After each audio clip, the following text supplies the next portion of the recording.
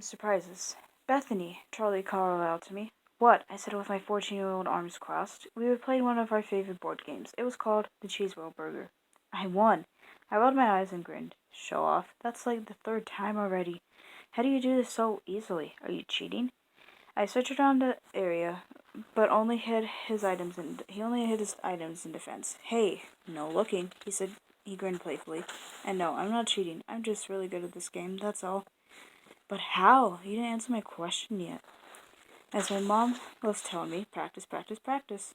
I giggled. Did you actually practice, or did you, just say that to make yourself look better?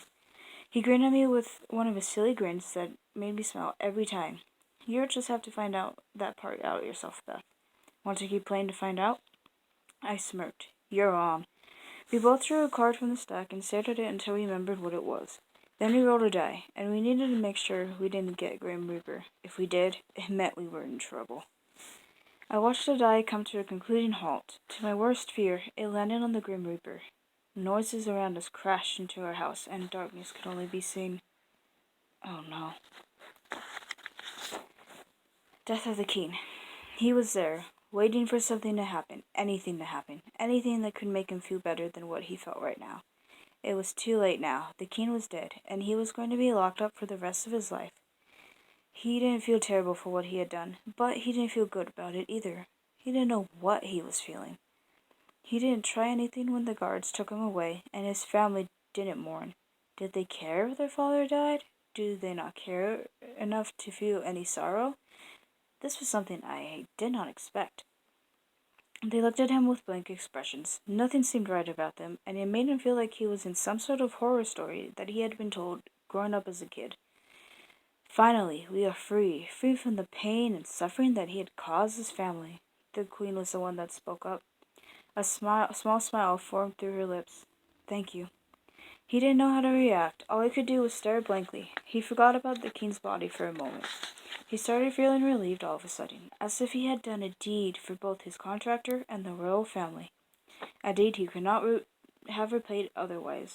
For once in his life, he could rest in peace. November.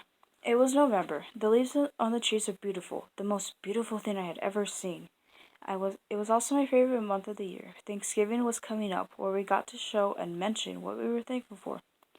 The wonderful food we get to have on this wonderful holiday, as well as the colors that surrounded us, the oranges, the reds, the greens, and so forth. Nature showed its true colors during this time. It's also my birthday, but it doesn't excite me as much as it used to. When I was younger, I loved birthdays, and I invited my best friends to have a birthday party whether that would be at my place or somewhere that I chose. That would be fun, which it usually was. I made sure of it.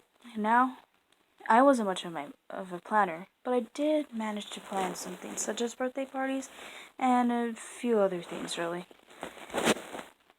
Today was November 7th, and I had decided to go on my daily jog when I passed by an old friend of mine.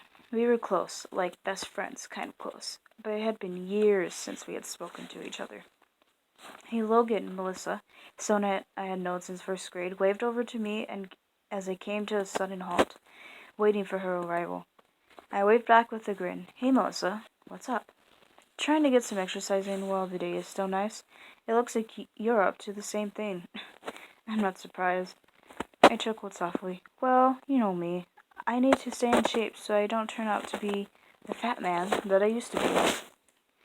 She gave my arm a gentle but playful punch. Oh, come on, you weren't fat at all, nerd. It was a fun nickname we gave each other. I shook my head, not taking the grin off my face. Whatever you say, nerd. We both let out a small laugh as we caught up what has been happening in our lives. As we talked, something struck my attention about what she said next. You live in the same house, right? Right? Why? Her question brought up my curiosity. I wanted to give you something on your birthday, which is on the 27th.